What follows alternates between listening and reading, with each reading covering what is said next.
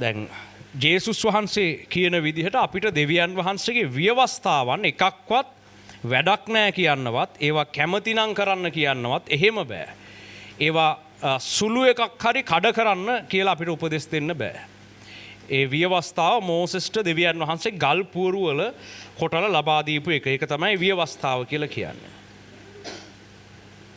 එතකොට ඒකේ පොඩ්ඩක්වත් වෙනස් කරන්න එපා කියලා කවුද කියලා තියෙන්නේ? ජේසුස් වහන්සේ කියලා තියෙනවා. ඒක වෙනස් කරන්න එපා. හැබැයි පාවුල්තුමා මේ අනුග්‍රහය තුලින් අපි ගැලවිලා ඉන්න බව හෙබ්‍රෝ පොතේ විශේෂයෙන්ම කියනවා. ඒ වගේම ගලාති පොතේ විශේෂයෙන්ම ඒ ගැන කියනවා. එතකොට ඒක මොනවද කියලා දැන් ඔබට අවබෝධයක් තියෙනවා. මොකද මම ඒවා ගැන පහුගිය කාලේ කියලා දීලා තිබෙනවා. දැන් හෙබ්‍රෝ පොතේ විස්තර කරන්නේ පැහැදිලිවම ඔබට ඒක දකින්න පුළුවන්.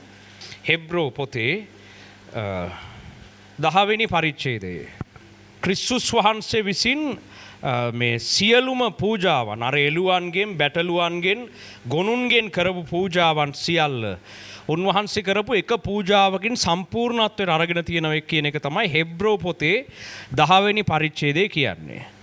එතකොට හෙබ්‍රෝ 10 වෙනි පරිච්ඡේදයේ විස්තර කරන්නේ ව්‍යවස්ථාවන් වල අසම්පූර්ණකමද ව්‍යවස්ථාවන් වලට අදාළ පූජාවන් වල අසම්පූර්ණකමද ව්‍යවස්ථාවට අදාළ පූජාවන් වල අසම්පූර්ණකම. ඒක තමයි ඒකේ මාතෘකාවක් දාලා තියෙන්නේ මේ.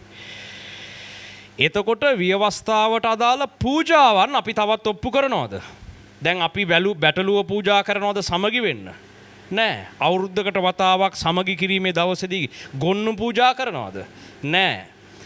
ව්‍යවස්ථාවට අදාළ පූජාවන් අපි කරන්නේ නැහැ. ඒක ක්‍රිස්තුස් වහන්සේගේ තනි පූජාවකින් ඒක සම්පූර්ණ කරලා ඉවරයි.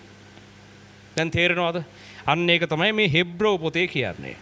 එතකොට හෙබ්‍රෝ පොතේ මේ කියන්නේ ව්‍යවස්ථාවන් වල කියලා තියෙන නීති රීති අපිට අවශ්‍ය නැහැ කියන එකද? ව්‍යවස්ථාවට අදාළ පූජාවන් අපිට අවශ්‍ය නැහැ කියන එකද? පූජාවන් අවශ්‍ය නැහැ කියන එක.